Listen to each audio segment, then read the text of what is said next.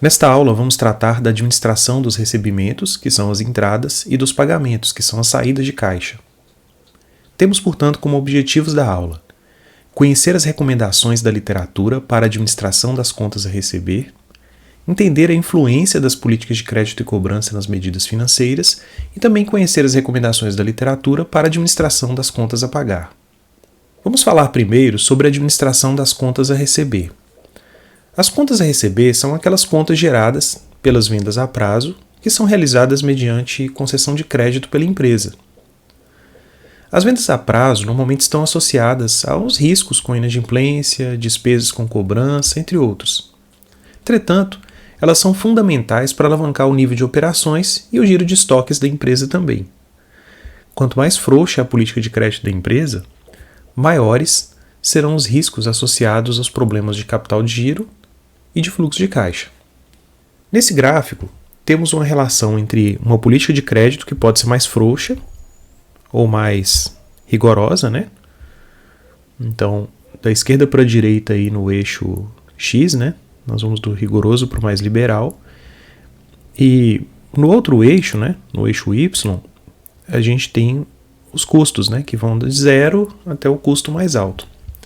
Então, nós temos a situação ideal da oferta de crédito, que é aquela que acontece quando os custos de concedermos o crédito equiparam-se aos custos de oportunidade, né? Ou seja, uma margem de contribuição que a gente consegue apurar a partir das vendas que deixam de ser realizadas. Afinal de contas, quanto mais a gente aperta a política de crédito, mais a gente provavelmente, né, expulsará alguns clientes que talvez optarão por não comprar. Se a gente tem uma política de crédito mais frouxa, isso provavelmente beneficiará as vendas, mas por outro lado acarretará alguns problemas, como um custo maior, por exemplo, de cobrança, já que a gente provavelmente vai ter um maior número de devedores duvidosos, ou seja, pessoas que provavelmente não irão pagar também, né? Tem um problema da inadimplência mesmo. Então, vamos falar um pouco mais do que envolve a política de crédito. Ela vai englobar os seguintes elementos, né? A análise dos padrões de crédito, o prazo de concessão de crédito, descontos financeiros por pagamentos antecipados e também a política de cobranças adotada. Vamos falar de cada um deles. A análise de padrões de crédito define aqueles instrumentos de crédito e as exigências mínimas de garantia para a concessão de crédito a um cliente.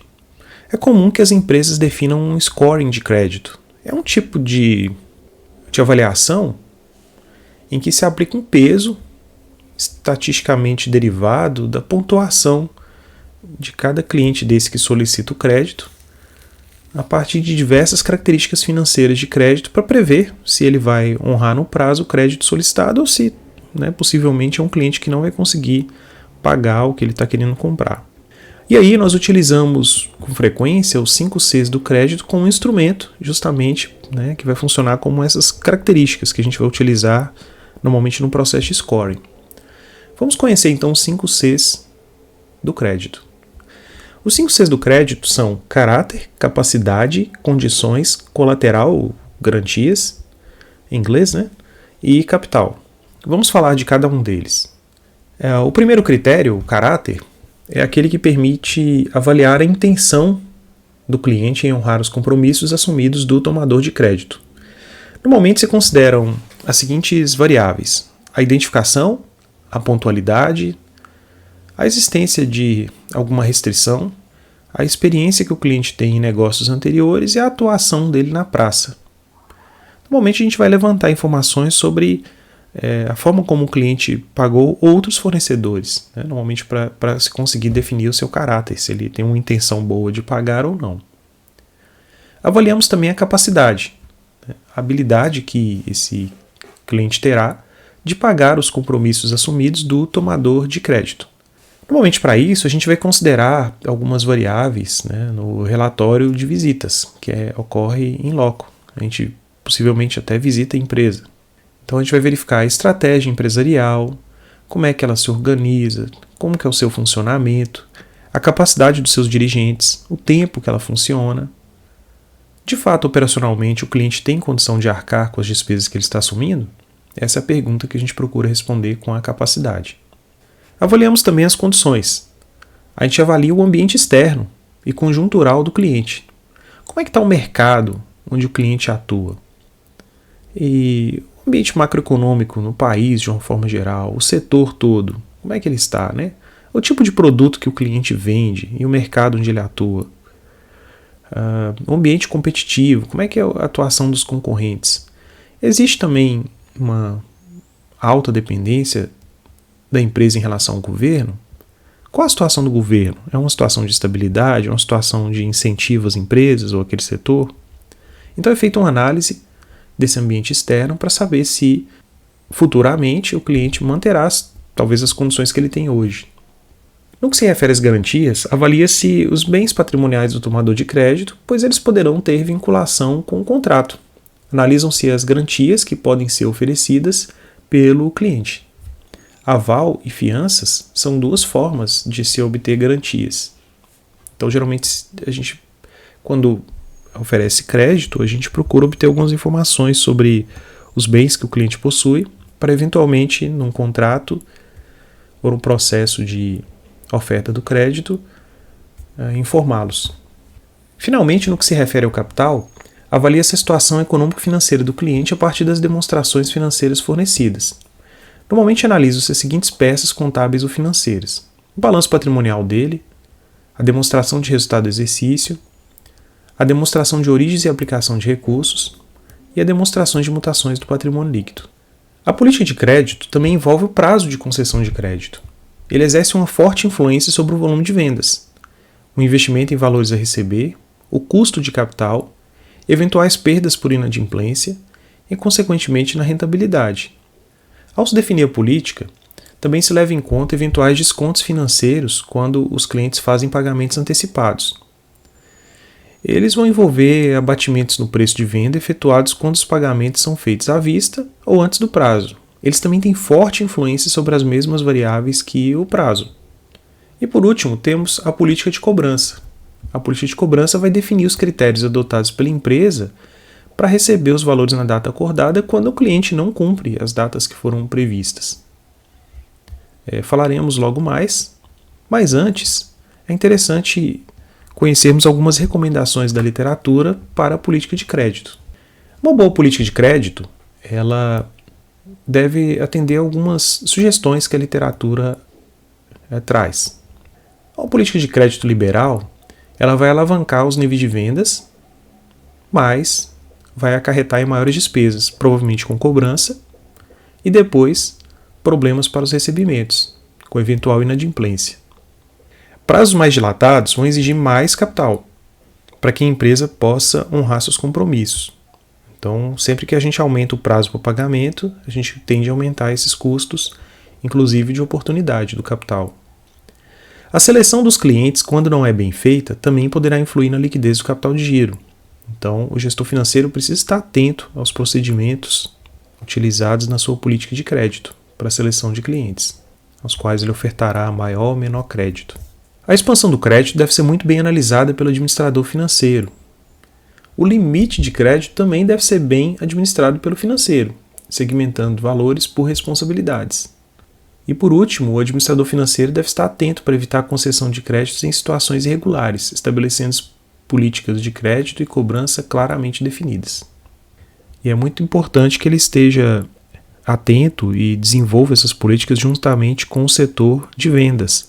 Afinal de contas, ao ofertar maior crédito, ao oferecer mais prazo e ao de repente limitar ou reduzir as exigências para ofertar crédito, a área de vendas pode ampliar a quantidade de vendas e atingir suas metas.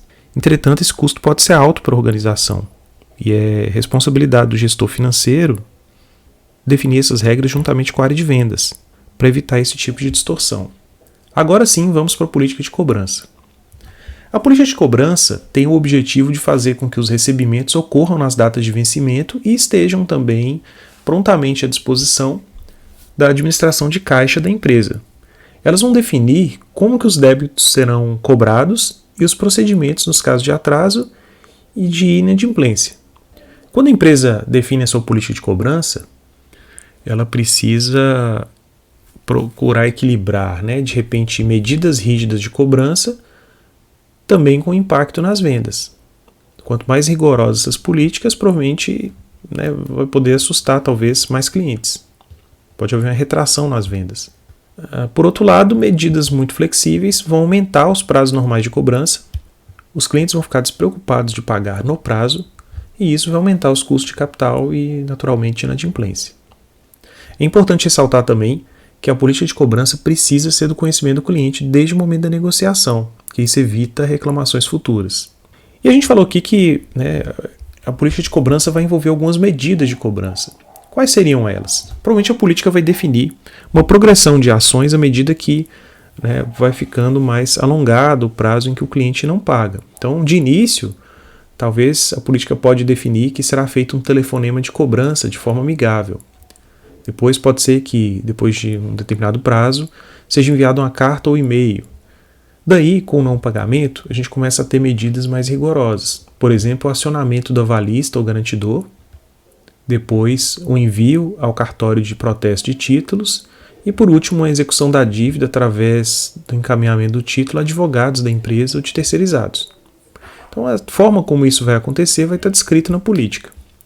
Além disso, a política vai também definir os mecanismos utilizados para a cobrança. Se ela vai ser via bancária, se vai ser uma cobrança simples, se vai ser utilizada a caução dos títulos, ou situações que ocorrerão desconto de títulos, se será feita via carteira, via representante, se a cobrança será terceirizada.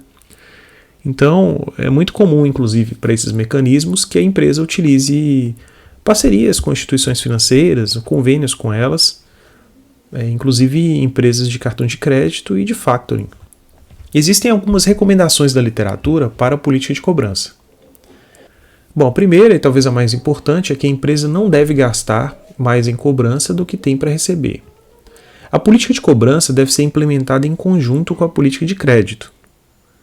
Se a responsabilidade pela concessão de crédito tiver participação da área de vendas, o pagamento da comissão de vendas deve ser vinculado ao efetivo recebimento das vendas.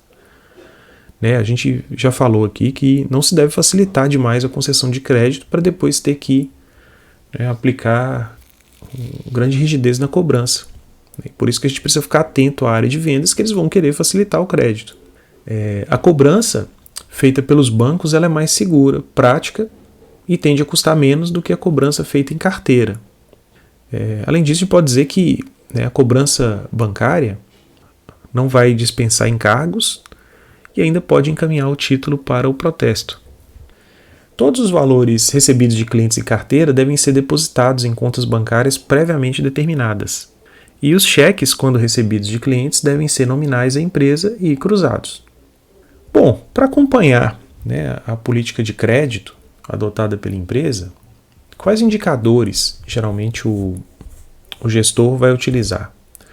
Nós vamos ficar atentos às despesas que temos com devedores duvidosos, que vai ser obtida pela probabilidade de não se receber certo volume de crédito no futuro. Vamos ficar atentos também às despesas gerais de crédito, que vai envolver todos aqueles gastos para análise de solicitações e manutenções do departamento de crédito, para fazer aquele scoring que a gente falou, e todas aquelas questões envolvidas na política de crédito. As despesas também de cobrança, que são decorrentes dessas políticas de cobrança que a gente acabou de comentar, vão envolver todos os gastos gerais efetuados nas ações de cobrança, ações judiciais e taxas bancárias, e também no custo do investimento marginal em valores a receber. A ideia é o seguinte, nós vamos ter um total de capital que vai ser aplicado pela empresa para financiar as vendas a prazo, e a gente vai ter uma diferença entre o capital que seria aplicado antes e após alguma alteração no padrão de crédito. Então, se eu mudo a política de crédito, provavelmente isso vai gerar mais ou menos vendas. Essa diferença marginal, eu vou calcular a taxa de retorno sobre ela e vou verificar se compensa implementar essa política, essa mudança na política ou não. Bom, alguns indicadores são importantes e frequentemente utilizados na área. Tem um que a gente conhece muito, que é o prazo médio de recebimento de vendas, e na perspectiva da gestão do gerente financeiro, nós podemos também chamar de dias de vendas a receber. Então a ideia é apurar o número médio de dias que é necessário para se realizar financeiramente as vendas a prazo. Então os dias de vendas a receber serão apurados a partir da divisão dos valores a receber ao final do período pelas vendas médias diárias no período. Vou dar um exemplo aqui, ele vai ser dado normalmente em dias. Se as vendas anuais de uma empresa atingiram R$ 108 mil no último exercício e as duplicatas a receber registradas pela contabilidade alcançaram R$ 10.200, quantos são os dias de vendas a receber?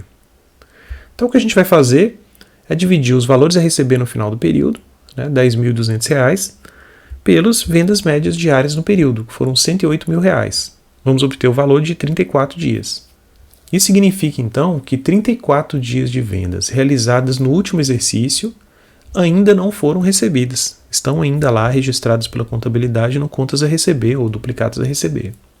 Então isso nos dá uma métrica, uma medida, de como é que está nossa política de crédito e cobrança. É um indicador interessante, a gente pode comparar com diferentes estratégias que a gente adotou, ou analisar se isso é positivo ou negativo, se está ruim para a empresa. E normalmente é bom a gente também fazer a relação dessas variáveis com as nossas contas a pagar.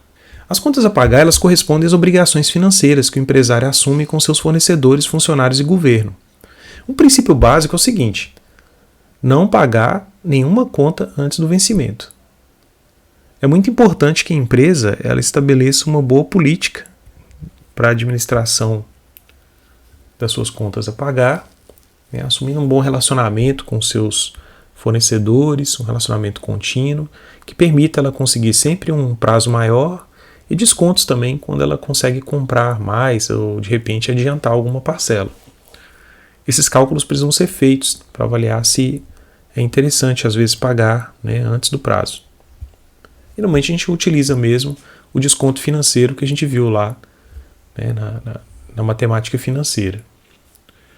Bom, temos alguns indicadores que frequentemente são utilizados para a área de contas a pagar. E um clássico é o prazo médio de pagamento de compras, que é também chamado de período de pagamento.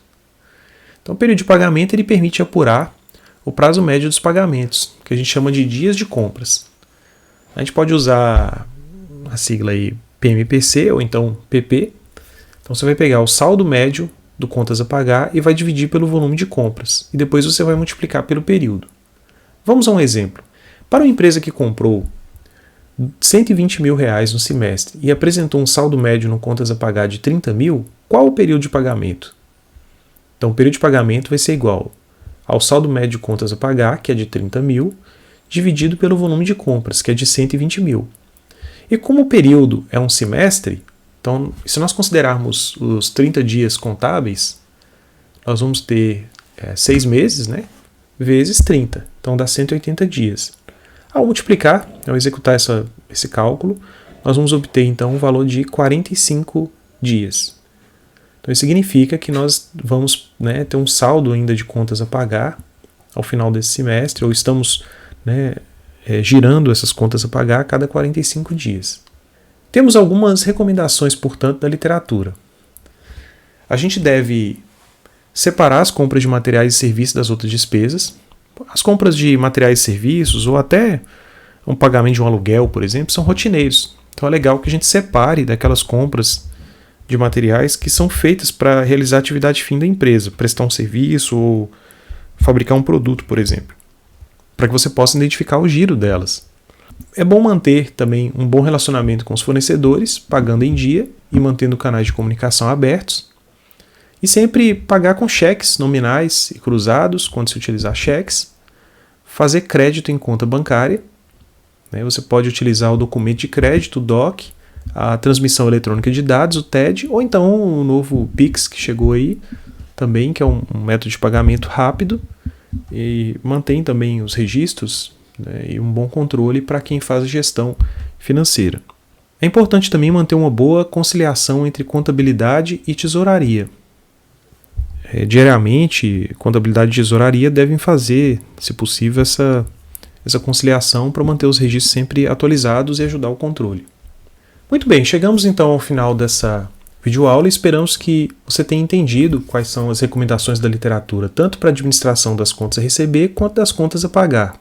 Você tenha também entendido a influência das políticas de crédito e cobrança nas medidas financeiras e que você tenha entendido também como calcular esses indicadores que nós vimos aqui. Caso tenha dúvidas, fique à vontade para entrar em contato, estamos à disposição para atendê-lo.